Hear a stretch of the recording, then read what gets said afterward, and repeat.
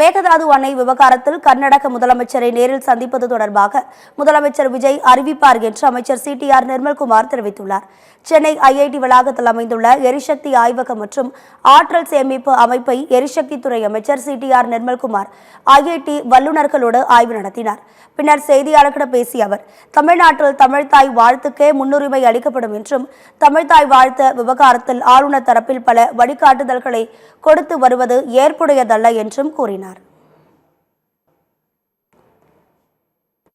Detailed project report மட்டும்தான் allow பண்ணியிருக்காங்களே தவிர்த்து ஒரு எந்தவித கட்டுமானம் செய்யறதுக்கு அலோவ் பண்ணல. அது இல்லாமல் அங்கே என்விரான்மெண்ட் அப்ரூவல், ஃபாரஸ்ட் அப்ரூவல், எந்த அப்ரூவல் இல்லாமல் எந்த கட்டுமானம் அவங்க செய்ய முடியாது. முதல்வர் பல கட்டங்கள் ஆலோசனை நடத்திருக்காங்க. ஏதாவது முடிவுகள் ஏற்பட்டால் முதல்வர் அலுவலிப்பாங்க. ஏன்னா நிறைய ஆலோசனை என்னென்ன மாதிரியான முயற்சிகள் எடுத்தால் சரியாக இருக்கும்னு பல தரப்புக்கிட்ட ஆலோசனை முதல்வர் நடத்திட்டு வராங்க. அது எப்படி இருக்கும் நம்ம முதல்வர் முடிவு. தொடர்ந்து பேசிய அமைச்சர் CTR நிர்மல்குமார், கடந்த ஆட்சியில் விதிகளை மீறி பல்வேறு குளறுபடிகள் பசுமை எரிசக்தி துறையில் அரங்கேறி இருப்பதாக கூறினார்.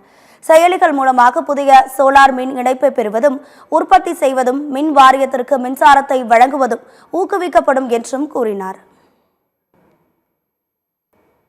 டொமஸ்டிக் சோலார் மற்ற மாநிலங்கள்லாம் பார்த்தீங்கன்னா டொமஸ்டிக் அந்தந்த ரூஃப்டாப் தனி வீடுகளுக்கான சோலாரில் வந்து நிறைய பெரிய லெவலில் போயிட்டாங்க. நம்ம அதில் வந்து ரொம்ப குறைவாக ரொம்ப மோசமாக இருக்கிறது நம்ம மாநிலம் தான். அதையும் நம்ம வந்து ப்ரொமோட் பண்ண போகிறோம். ஏன்னா நம்ம வந்து டொமஸ்டிக்கில் நம்ம ஒரு ரூஃப்டாப் சோலாருக்கு வந்து நம்ம இப்போ ஊக்குவிக்க வேண்டிய கட்டாயத்தில் இருக்கோம். கடந்த 5 வருஷமாக நடந்த இந்த திமுக ஆட்சியில் நடந்த கார்ட்டலில் அவங்க பண்ண மாஃபியா ஒரு கார்ட்டல் அமைச்சு அவங்க யாரையும் அலோவ் பண்ணாமல் வச்சுக்கிட்டாங்க. அதெல்லாம் நிவர்த்தி செஞ்சு ரூஃப்டாப் சோலாருக்கு நம்ம பெரிய லெவலில்